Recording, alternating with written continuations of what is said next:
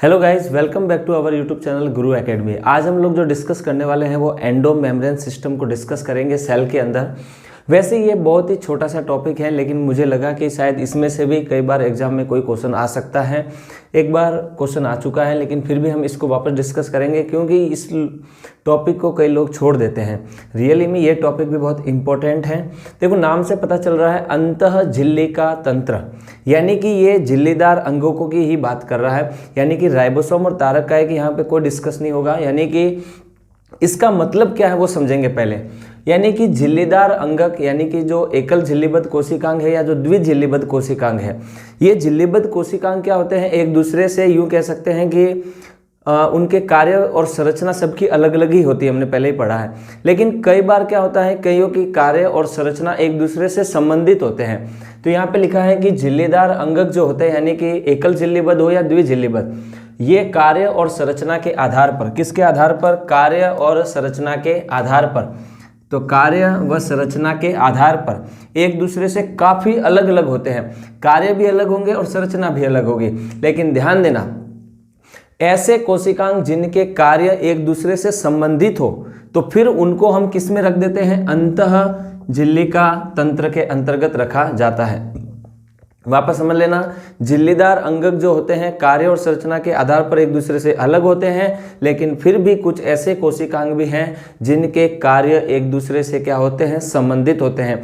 और यहाँ पर ध्यान देना है, आपको एग्जाम में प्रश्न क्या पूछा जाएगा कि अंतःझिल्लिका तंत्र से आप क्या समझते हैं। तो हम बोलेंगे कि ऐसे कोशिकांग जो एक दूसरे से क्या होते हैं, जुड़े रहते हैं, उनको हम क्या बोलते हैं, अंतःझिल्लिका तंत्र, या फिर क्या बोल सकते हैं, एंडो मेम्ब्रेन सिस्टम। क्या बोल देंगे, एंडो मेम्ब्रेन सिस्टम बोल देंगे इसको।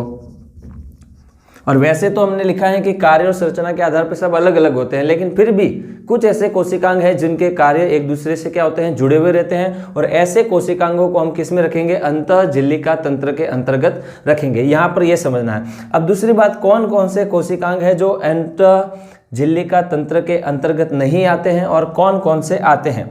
तो यहाँ पर आपको सबसे पहले ध्यान देना है कि अंतःझिल्लिका तंत्र के अंतर्गत आने वाले कोशिकांग जो इसके अंदर आएंगे, यानी कि जिनके कार्य एक दूसरे से क्या होते हैं, संबंधित होते हैं। तो ध्यान देना, सबसे पहले इसमें है अंतःप्रद्रव्य जालिका, जिसको हम क्या बोलते हैं, एंडोप्लाज्मिक रेटिकुलम। क्या बोलते हैं, एंडोप्लाज्मिक रेटिकुलम, एंडोप्लाज्मिक रेटिकुलम। और जो इसमें दूसरे नंबर पे कोशिकांग है वो कौन सा है, अपना गोल्जी बॉडी। कौन सा है, गोल्जी बॉडी, जिसको हम डिक्टियोसोम भी बोलते हैं, गोल्जी कॉम्प्लेक्स भी बोलते हैं, डॉल्टन कॉम्प्लेक्स भी बोलते हैं, आइडियोसोम भी बोलते हैं, लाइपोकॉन्ड्रिया भी बोलते हैं, बेकर्स बॉडी भी बोलते हैं, बहुत सारे इसके नाम हैं। तो दूसरे नंबर पे हमारा हो जाएगा गोल्जी काय, जो इसके अंतर्गत आएगा। अब तीसरे नंबर पे हमारा जो है वो कौन सा है, वो है हमारा लाइसोसोम। कौन होगा, लाइसोसोम। और लाइसोसोम को हिंदी में कहते हैं लयनकाय। क्या बोलते हैं, लयनकाय। और जो सबसे लास्ट में इसमें होगा वो होगी हमारी रसधानी। क्या होगी, रसधानी, यानी कि वैक्यूल। क्या हो जाएगी, वैक्यूल। तो ये चीज़ का आपको ध्यान देना है। तो फर्स्ट नंबर पे है अंतःप्रद्रव्य जालिका, दूसरे नंबर पे है गोल्जी बॉडी, तीसरे नंबर पे है लाइसोसोम, और चौथे नंबर पर जो होगी वो हमारी क्या होगी, रसधानी। तो ये चीज़ को आपको चारों को ध्यान देना है, क्योंकि देखो मैंने आपको पहले ही बताया था कि अंतःप्रद्रव्य जालिका से ही किसका निर्माण होता है, गोल्जी बॉडी का निर्माण होता है। और इसी गोल्जी बॉडी में संवेष्टन विधि के द्वारा क्या बनते हैं, लाइसोसोम बनते हैं। अब ध्यान देना, लाइसोसोम क्या करता है, अपशिष्ट पदार्थों का पाचन करता है, या जो भी अंतःकोशिकीय पदार्थ है उनका भी पाचन करता है। और ये अपशिष्ट पदार्थ या अंतःकोशिकीय पदार्थ जो उपस्थित रहते हैं वो कहाँ होते हैं, इसी रसधानी में होते हैं। और हमने बोला था कि अंतःप्रद्रव्य जालिका से जो मैंने लाइसोसोम और ये जो अपनी गोल्जी बॉडी का वीडियो बनाया था उसके अंदर मैंने आपको बताया था कि केंद्रक, और यहाँ पर क्या होती है, गोल्जी बॉडी। तो गोल्जी बॉडी की ये जो शीर्ष सतह है, यानी शीर्ष सरफेस, जिसको हमने क्या बोला था, अभिसारी सतह, जो कि निर्माणकारी सतह, यहाँ से ये किधर जाते हैं, इधर की ओर। तो गोल्जी बॉडी की जो ट्रांसफेस सरफेस है यहाँ तक पहुँचे।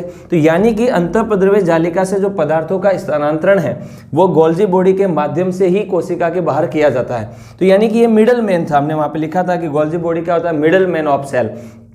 तो यानी कि इसका संबंध इससे है, इसका संबंध इससे है और इसका संबंध इससे है, यानी कि इनके कार्य एक दूसरे से क्या है, जुड़े हुए हैं। जब आप मैं इनके जो सेपरेटली वीडियो बना रहा हूँ, वो आप पूरे देखेंगे तो आपके इनके कार्य आपको समझ में आ जाएंगे। और मैंने बताया था कि इसी एंडोप्लाज्मिक रेटिकुलम से गोल्जी बॉडी का निर्माण होता है और गोल्जी बॉडी में संवेष्टन विधि के द्वारा लाइसोसोम का निर्माण होता है। और लाइसोसोम और लास्ट में जो रसधानी है, इसमें क्या है, अपशिष्ट पदार्थ भरे हुए हैं, उनका पाचन कौन करेंगे, लाइसोसोम ही करेंगे। तो ये एक दूसरे से क्या हो गए, कनेक्ट हो गए।